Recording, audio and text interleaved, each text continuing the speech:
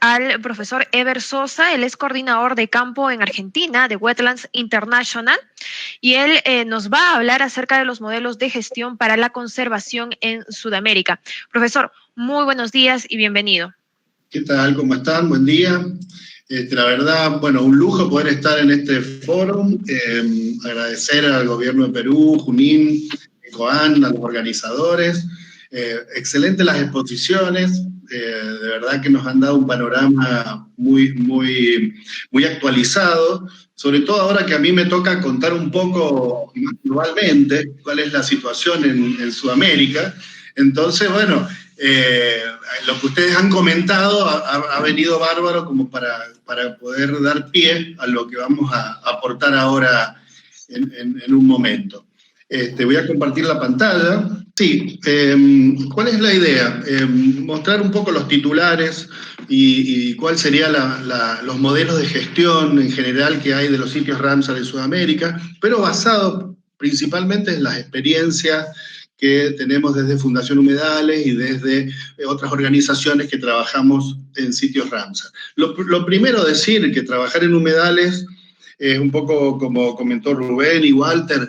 Trabajar en humedales es todo un compromiso porque estamos trabajando con agua y el agua genera ambiente, genera vida y todo gira en torno a estos ambientes y sobre todo en zonas áridas que nos toca a nosotros.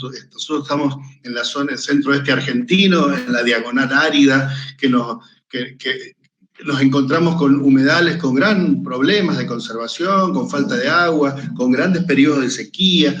Entonces, bueno, es toda una problemática que hay que abordarla desde distintas estrategias, que es un poco lo que vamos a ver. Y Ramsar es un poco lo que nos engloba a toda la región, sería como lo más general, es el que nos da la orientación y que nos da la posibilidad de tener sitios claves para poder a partir de ahí trabajar como si fueran laboratorios experimentales donde vamos a trabajar de distintas instancias, con distintas instituciones, para poder resolver y para poder manejar y llevar adelante la gestión de los humedales.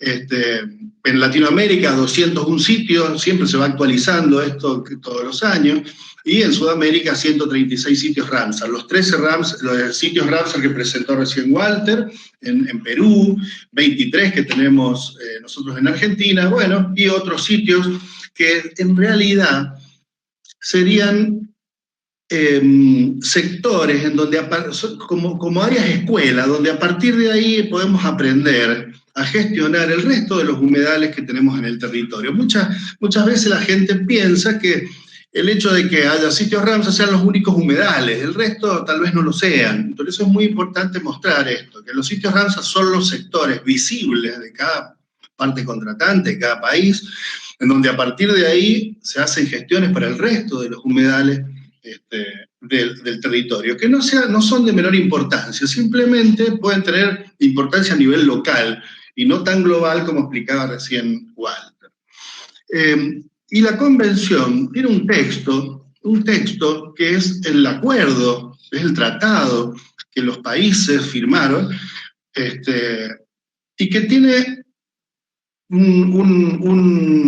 que es el compromiso en realidad que las partes contratantes, los países tienen que cumplir, que es la responsabilidad de conservación de estos sitios que se han presentado principalmente, pero además deja ver este texto que hay que trabajar con el resto de los sitios del territorio. Hay que elaborar planificaciones, tal como explicaba recién los expositores, informar sobre la modificación de esas características ecológicas que se presentaron como un humedal de importancia internacional, es decir, la parte contratante, que es el país, que dice vamos a presentar un sitio Ramsar porque estas son sus características, pues cuando esas características se modifican por alguna razón hay que informar. Y después tomar medidas para su custodia, para su manejo, que es justamente esto. Vamos a ver así algunas estrategias de gestión. Y por supuesto fomentar investigación, capacitación y todas las acciones relacionadas con el manejo y conservación de estos sitios.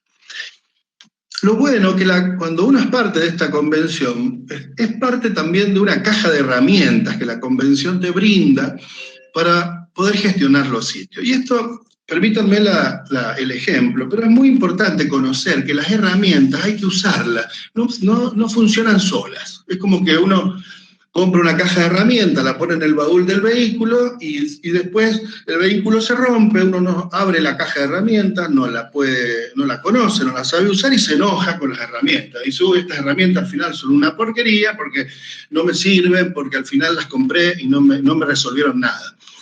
En realidad, las herramientas de la convención son para aprender a usarlas, a ponerlas en práctica, a ver cómo funcionan y a mejorar y a adaptarlas, además, a cada uno de los territorios. O sea, tiene buenas herramientas, pero no pensemos, como por ahí uno escucha que va al campo y dice, y al final esto es un sitio Ramsar, pero Ramsar no hace nada. Dice, como si fuera un duende que baja y nos resuelve todos los problemas. Por eso lo que escuchábamos recién de Walter, que dio muy buenos ejemplos de que la gestión se hace a través de la comunidad, a través de las instituciones, siguiendo estos orientadores y estas herramientas que nos da la Convención. ¿Cuáles son estas herramientas? En principio, documentos orientadores. La Convención no es ley, la Convención te orienta, te sugiere, es un tratado de acuerdos internacionales para poder resolver y mantener las características ecológicas de los humedales, pero en realidad no te obliga, es más diplomático que legal.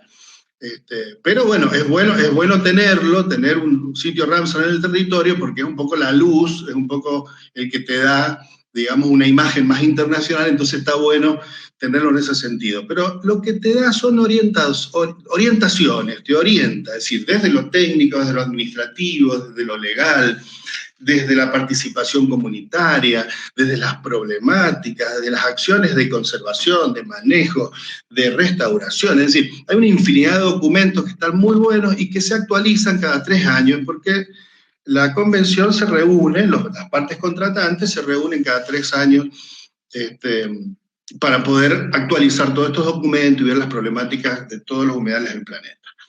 Otra herramienta interesante es que te brinda financiamiento a través de una modalidad que es el fondo de pequeñas subvenciones que da la Convención de Ramsar, pero además, el hecho de ser Ramsar, uno puede gestionar financiamiento en otras instituciones con otros donantes.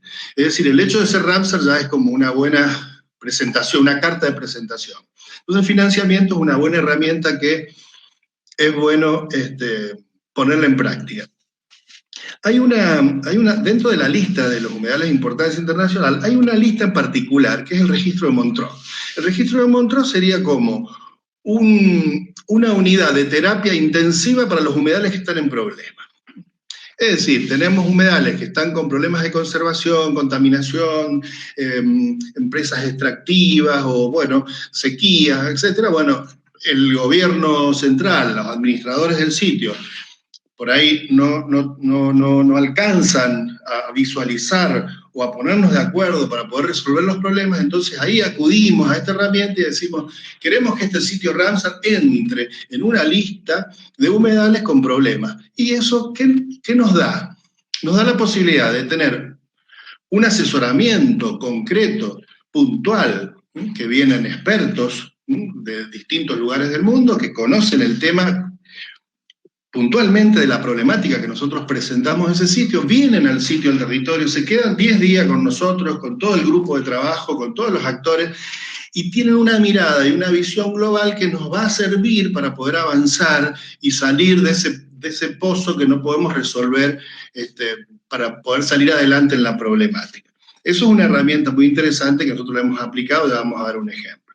Y después, bueno, tiene una serie de iniciativas dentro de la convención, hay 19 iniciativas regionales, que son iniciativas de cada país, de cada grupo, de cada región, que la presenta la convención la aprueba, y son estrategias muy interesantes porque son, digamos, es un Ramsar aplicado a esa región y adaptado a esa región. Nosotros tenemos la estrategia de humedales altoandinos, es decir, estamos dentro de esta misma estrategia, que fue aprobada por la Convención de Ramsar, y es una iniciativa para conservar nuestros humedales altoandinos.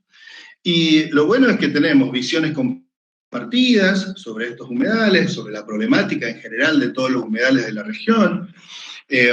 podemos complementar, intercambiar, articular conocimiento científico y técnico, y en forma conjunta ver acciones de conservación, uso sostenible, buscar ver estos ejemplos, lo que acabamos de escuchar, decir qué buena idea podemos hacerlo en nuestra región. Por eso es muy importante estar conectados, y esto fortalece educación, comunicación, y obviamente que desarrolla políticas coordinadas con distintos países vecinos que forman parte de esta región de humedales altoandinas.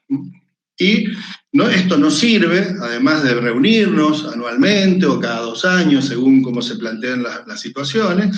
Pero la última reunión fue acá en Argentina, en La Rioja, y bueno, donde se plantean después acciones y documentos de seguimiento, evaluación de las problemáticas puntualmente de los humedales altoandinos. Otra estrategia, ya a nivel más regional también, similar a esto, pero más también local, es decir, que sale desde las instituciones, desde las comunidades, que son la red de humedales. Es decir, los que trabajan en distintos sitios Ramsar, o humedales, aunque no lo sean, sitios Ramsar, se ponen de acuerdo y forman una red, y empiezan la idea es coordinar y tratar de trabajar en forma conjunta para ver cómo resolver los problemas, cómo hacer un seguimiento de alguna especie migratoria, por ejemplo, y bueno, y funciona con distintos países, con distintos actores que tienen que ver con los administradores gubernamentales, sociedad civil, ONG, los pobladores locales, investigadores. Es decir, lo interesante de esta red es que pueden juntarse muchas instituciones. No funciona, a veces funciona muy bien. Lo difícil de esto es la comunicación, es poder mantener esta red, es complicado. Recién hablábamos con el colega Elier Tavilo Valdivieso, que estaba formando parte de esta red, fue uno de los fundadores, y me decía, mirá, sí, al principio funciona muy bien, pero después es difícil mantenerla. Digo, entonces, esto es importante saberlo. Es decir, no es solamente decir tenemos una red, sino que hay que mantenerla y hay que seguir gestionándola, y sobre todo la comunicación. Comentaba recién Walter de las unidades de gestión o comité de manejo, comité de gestión. ¿Qué sería esto? Sería una gestión puramente territorial solo del sitio en particular. Esto es muy interesante. Esto lo propone Ramsar en uno de esos documentos, pero por ahí se confunde un poco respecto a la gestión gubernamental. Es decir, tenemos claro que está la gestión administrativa, que es gubernamental, que es una unidad de gestión por sí mismo, una dirección de ambiente, un ministerio, una dirección de recursos naturales, que sería la autoridad de aplicación de las normas ambientales del territorio, que las aplica y trabaja desde el gobierno en ese sitio. Pero el comité de gestión, lo que nos dice Ramsar, que estaría bueno que esté formado por todos los actores locales que trabajan en el sitio. Es decir, que esté la autoridad de aplicación claramente, pero además que estén los ganaderos, los productores agrícolas, los artesanos, las escuelas, los maestros, incluso las industrias y las actividades que además pueden llegar a ser actividades que pueden jugar en contra en el humedal. Por ejemplo, es decir, en un comité de gestión que esté la actividad minera o petrolera o cualquier otra actividad, ponerle, que puede estar contaminando, o los cazadores o los pescadores. Entonces dice, pero ¿cómo puede ser que en un comité de gestión esté la gente que está produciendo de alguna manera algún daño al humedal? Es que es eso justamente, ponernos de acuerdo en el uso del territorio. Entonces está muy bueno que en esta mesa se puedan sentar todos los actores, los que están a favor del humedal y que están peleando con el humedal, y aquellos que por ahí están en otra situación que puede estar jugando de alguna manera en contra de los objetivos de conservación, porque de esa forma vamos a poder trabajar en conjunto. Por eso es muy importante estos comités de gestión. Lo otro que es importante para que funcione el comité, que tiene que tener gobernabilidad en sí mismo. Que no tenga que ser un organismo del Estado que lo maneje y que convoque cada vez que haya un problema. Es bueno, y por lo que mostraba Walter recién, se dejaba ver una gobernabilidad muy interesante, y además que salía desde la comunidad, desde la gente, del interés del poblador, desde el usuario directo. Y eso creo que es el éxito de un buen comité de gestión para cada uno de los sitios. Nosotros acá, el ejemplo que tenemos en Argentina es el sitio Ramsar Jaucanigá, en Santa Fe, en una zona de muchos humedales, y que muchos actores, muchas instituciones trabajan en este sitio y utilizan los servicios ecosistémicos del sitio y han sabido formar un buen comité de gestión y fueron en su momento un ejemplo para el resto de los sitios Ramsar. El tema, de nuevo, hay que mantenerlos en el tiempo, que es un poco lo que complica. Otro ejemplo que sale a la luz en estos últimos años es la gestión privada. Es decir, siempre uno piensa que la conservación se tiene que hacer desde el Estado o en tierras fiscales, no privadas. Sin embargo, hay un avance muy interesante en la región respecto a la conservación y manejo de distintos ecosistemas, entre ellos los humedales, desde la gestión privada. Acá en Argentina existe una red de reservas privadas y una fundación, que es la Fundación Vida Silvestre Argentina, que propuso un programa, un proyecto de red de refugios de vida silvestre que trabaja con los privados en sus campos, en sus fincas, en sus estancias, en sus lugares de producción, que pueden tener en el territorio un ambiente natural, un ecosistema natural, que puede ser de importancia para la conservación, o puede estar en continuidad con territorios conservados de reservas o áreas protegidas que estén limitando con estos campos. Entonces se los invita a los privados a trabajar en conservación, sin que pierda la unidad productiva, sin que pierda su objetivo de producir maíz, de producir carne, de lo que sea. Es decir, que el productor siga funcionando como tal, pero que además aporte a la conservación. Y esto es el verdadero uso sustentable. Acá en Mendoza tenemos el ejemplo de una reserva privada, que es la Reserva Villavicencio, que es una compañía que se dedica a envasar agua mineral. Se llama Villavicencio, esa misma compañía tiene una reserva acá en Mendoza, que es Villavicencio, y una en Uruguay, que es Salus, que es el agua del Uruguay, el agua mineral, digo, más conocida. Y estas reservas funcionan como productores y envasan agua mineral para la población, pero además conservan los humedales que generan estas aguas. Y eso es un buen ejemplo de uso sustentable, es decir, aprovechar el agua que nos da la naturaleza, pero además cuidar el ambiente donde viene la fuente, digamos, ¿no? Entonces, es una reserva privada y fue declarada sitio Ramsar también, hace un par de años, recientemente.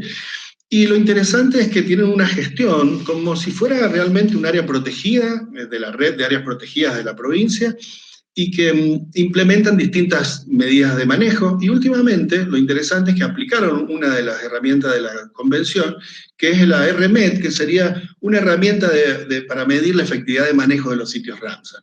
Y lo aplicaron, la estuvieron utilizando, y son una serie de formularios que hay que ir llenando en función de las actividades que se hacen a través del plan de gestión, que también tiene el plan de gestión y actualizado, y les dio como un 80% de efectividad de manejo de lo que se está haciendo en la reserva. Entre ellos, por ejemplo, para poner un ejemplo, el programa de manejo que se está haciendo de especies invasoras sobre los humedales, que son tipo vegas, como ustedes conocen, vegas o bofedales, donde ahí son las fuentes de agua y están invadidas por especies invasoras como la rosa mosqueta y que hace que pierda algunas características del humedal. Entonces están trabajando fuertemente en ese sentido. Bueno, y esto le ha dado un buen resultado respecto a esta herramienta que han utilizado.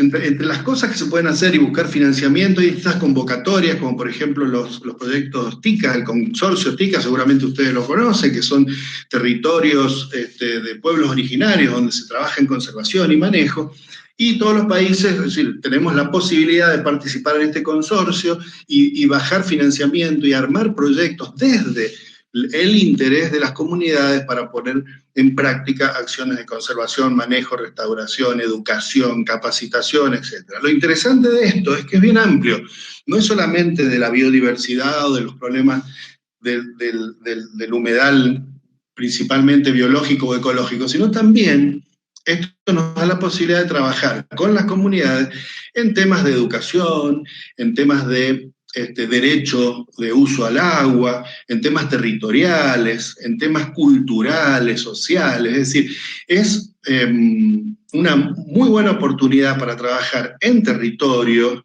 con los pobladores locales, principalmente pueblos indígenas, en sus problemáticas bien globales, no solamente lo relacionado al tema ambiental, sino también cultural, social, y que eso lo hace mucho más amplio. Es un muy buen ejemplo.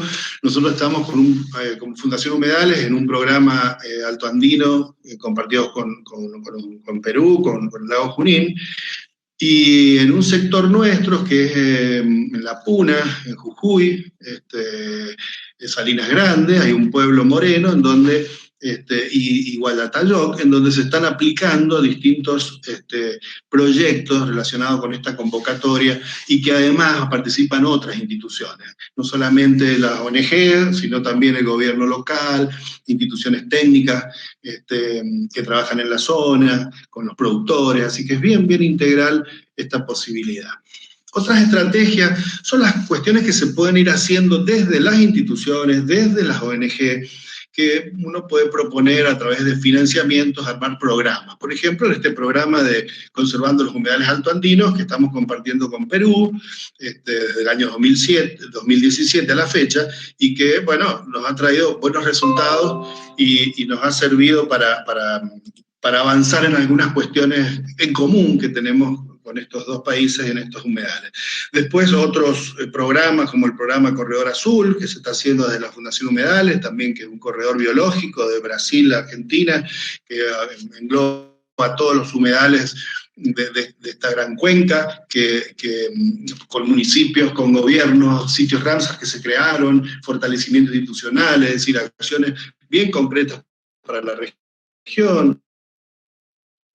Programas en Chile, por ejemplo, sobre protección de humedales, que abarca todos los SIS.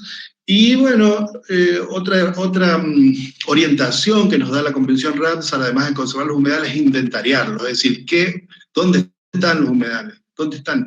¿Qué características tienen esos humedales? No importa que no sean sitios Ramsar, tenemos que saber dónde tenemos el agua en el territorio. Entonces, los inventarios, sabemos que es un tema muy complejo, pero que los distintos países de la región estamos haciendo buenos intentos para poder resolver esto de saber, mapear, conocer y ver en qué estado están nuestros humedales en el territorio. Estos son los famosos inventarios. ¿Qué es lo que más cuesta acá? Y ponernos de acuerdo en la metodología, porque ya desde la parte cartográfica ya es un gran problema, porque uno utiliza un programa, tú puedes utilizar otro, los satélites de acá, los satélites allá, las metodologías de medición, eso es bien complicado. Entonces, bueno, estos inventarios tienen cuatro escalas, digamos, una escala más regional, más de paisaje, hasta llegar a una escala de sitio, que es más puntual. Y bueno, me parece que los esfuerzos que se están haciendo en los distintos países de la región son muy importantes. Pero de nuevo, hay que ponerse de acuerdo en las metodologías, porque es muy importante saber dónde tenemos las fuentes de agua, los humedales en nuestro territorio. Bueno, y para terminar, los voy a traer un poco a nuestra región, los vamos a invitar a que conozcan dos sitios donde nosotros trabajamos, en Mendoza. Mendoza queda en el centro-oeste argentino, pegadito a la cordillera de los Andes, y acá tenemos hay dos sitios Ramsar que estamos trabajando puntualmente, que es Lagunas de Guanacache, que serían humedales del desierto, es agua en el desierto, que viene de cuencas de la cordillera y desemboca en una llanura, con suelos arenosos, con 100 milímetros por año de precipitación, para que se dé una idea, y con especies xerófilas, como algarrobos, chañares, jarillas, etc. Ahí se desarrolló un humedal muy importante en la región, donde crecieron pueblos originarios, se desarrollaron pueblos originarios antes de la conquista, y bueno, y hoy están con problemas de conservación básicamente por falta de agua. Y otro sitio, que es Laguna Yancanelo, que es un sitio, también un sitio Ramsar, en el sur de Mendoza, ya sería más patagónico, zonas volcánicas, pero también son aguas que vienen de la cordillera, gracias al deshielo, llegan a un sector, a un depocentro que quedó cerrado justamente por la actividad volcánica, o sea que es un humedal endorreico. En el caso de Lagunas de Guanacache fue muy interesante porque la creación del sitio Ramsar se hizo sin agua. Cuando nosotros trajimos a la gente de la convención y les mostramos la importancia de los humedales y que queremos mostrar, dice, ¿dónde está el agua? Hicimos un vuelo sobre el sector y no veíamos lagunas, íbamos mostrando los sitios donde estaban antiguamente las lagunas que estaban secas en ese momento. Entonces nos decían, pero ¿para qué quieren gestionar este sitio? Ahí justamente para poder recuperar esas características ecológicas que se perdieron mucho antes de que sea un sitio Ramsar, y que la comunidad, y ahí viene lo fuerte de la importancia de esa gestión, fue que la comunidad nos pedía a gritos que vuelvan las lagunas de Guanacache.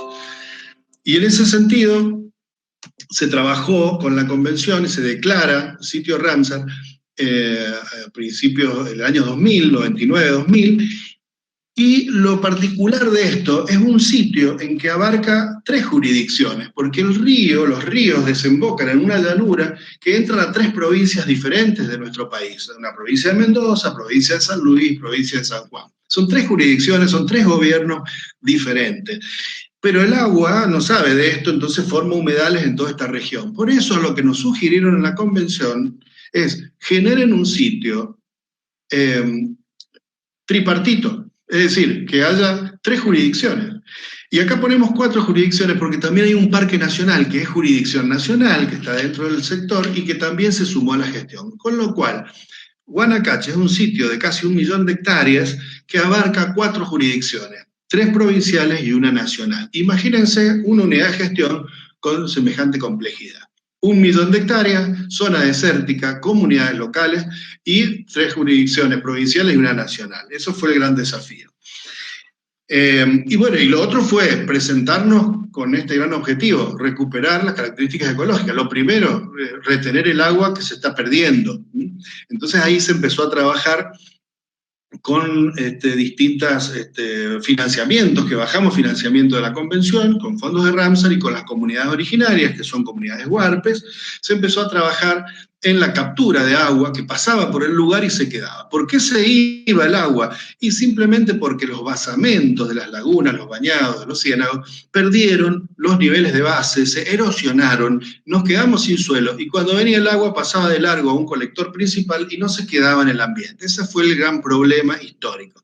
Entonces lo que se hizo fue empezar a restaurarlo con distintas acciones, como por ejemplo, lo que se ve en la imagen satelital son como tapones, como azudes, en donde estratégicamente la gente nos decía, acá había una laguna y ese zanjón, esa cárcava, esa barranca se hizo por problemas de erosión. Entonces, detenemos el agua, esa es agua de lluvia, que cuando llueve queda en el lugar y se empieza a recuperar suelo, recuperar vegetación y de esa forma, en el tiempo, recuperar humedales. Hasta ahora, del 2010 a la fecha, venimos trabajando y se han recuperado unas 1000 hectáreas, se están recuperando unas 1000 hectáreas de humedales y beneficia a unas 300 familias que son los pobladores locales.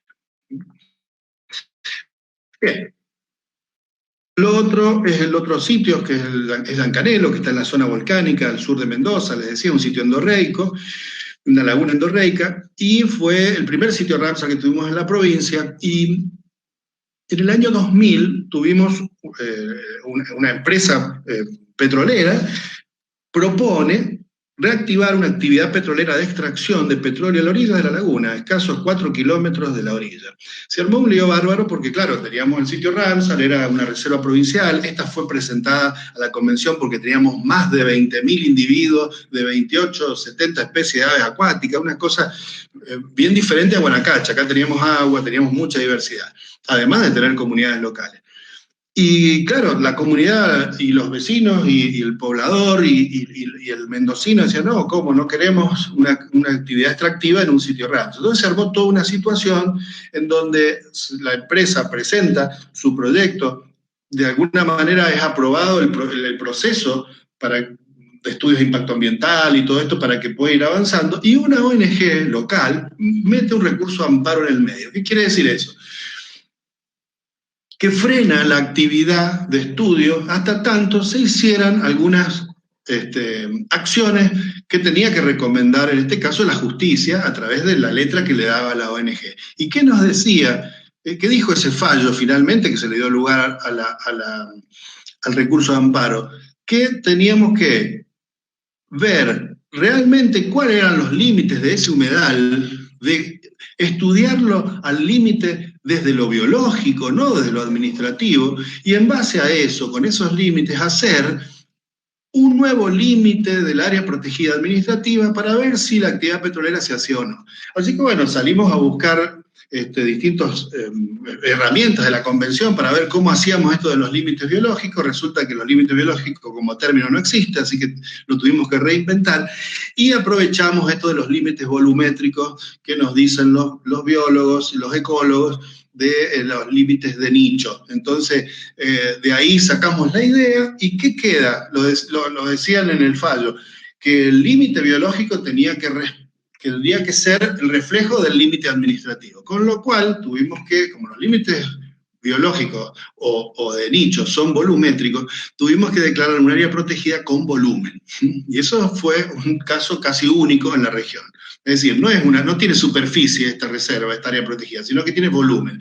Tiene 90.000 hectáreas de superficie, pero tiene 600 metros de espacio subterráneo y 600 metros de espacio aéreo. Esto es una actividad, es una propuesta para una gestión no solamente del territorio en superficie, sino también del espacio aéreo y superficial y subterráneo. Eso fue un caso bastante interesante. Para esto, claro, entró a registro de Montreux en el año 2001, la reserva, vino una misión Ramsar de asesoramiento. Con eso vinieron fondos de Ramsar para hacer talleres de distintos temas, se armó la unidad de gestión, y se trabajó con toda la comunidad, se hizo un plan de manejo que también de alguna manera lo obligaba para que la empresa pueda avanzar en sus actividades, y bueno, finalmente se aprueba, después de 10 años se aprueba la actividad petrolera con una cantidad de restricciones y cuidados que realmente la empresa lo está haciendo, pero con un programa de monitoreo ambiental muy fino que se está llevando a cabo. Y después salieron distintos proyectos en base a toda esta problemática, como por ejemplo la extracción de especies invasoras y el proyecto de restauración de bañados que estamos haciendo en la actualidad con la comunidad, el municipio y Fundación Humedal. Bueno, esto, como decía al principio, son todos titulares. Quería mostrarles algunas cosas, algunas experiencias de gestión que probablemente todos conozcamos, pero a veces no sabemos los mecanismos, es decir, cómo armar una unidad de gestión, o cómo hacer lo que nos explicaba bien Walter, cómo solicitar un sitio Ramsar. Yo creo que eso es lo que necesitamos a veces los que estamos trabajando en el territorio, los que están trabajando en la administración pública, desde el gobierno central, desde las comunidades, poder ver las distintas visiones y percepciones que tienen todos los actores de estos sitios. Y yo creo, y que seguramente coincido con la mayoría de ustedes, sobre todo los que trabajan en el campo, que todos hemos venido de abajo, es decir, todos hemos venido de meter los pies en el agua, de ir a hacer nuestros estudios o simplemente ir a participar de una actividad en un humedal, o simplemente, o vivir en un humedal, y tener que sufrir a veces las problemáticas, y después empiezan las ideas, es decir, ¿qué podemos hacer para resolver? Es decir, de abajo hacia arriba, hasta que finalmente el problema llega al gobierno, llega a las instituciones, y se puede empezar a pensar en estrategias de manejo y de gestión. Y me quiero quedar con esta imagen final, un poco para que todos nos vemos reflejados en este biólogo peruano, Maricagua, Marino, que bueno, fue conocido en su momento por el trabajo que él hizo en un humedal pequeño, pero fue muy fuerte el impacto, que es el Cascajo, que no tengo el gusto de conocer al humedal. Sí, a Marino lo conocí en Uruguay, que estuvo en una COP, recibió un premio, pero quiero quedarme con esta imagen porque es una persona, un estudiante, que con su padre iba a pasear a este humedal, el Cascajo, y después de que fue a estudiar y volvió de sus estudios, fue al lugar a visitarlo y lo encuentra que estaba totalmente invadido por una especie invasora y que estaba totalmente degradado, con basura. Y dice, no, esto yo lo quiero recuperar porque era parte de su infancia. Entonces, a partir de ahí, él empezó a trabajar, nadie le daba bolilla y al final todos empezaron a ayudarle y hoy pasó a ser como en su momento fue como un ejemplo, como un emblema de lo que es la restauración. Y yo creo que todos hemos pasado, de alguna manera, por esta situación, es decir, desde nuestras especialidades, desde nuestra interacción con algún humedal, hemos tenido esta misma sensación y hemos querido salir adelante y decir qué podemos hacer para trabajar, para resolver los problemas de nuestros humedales.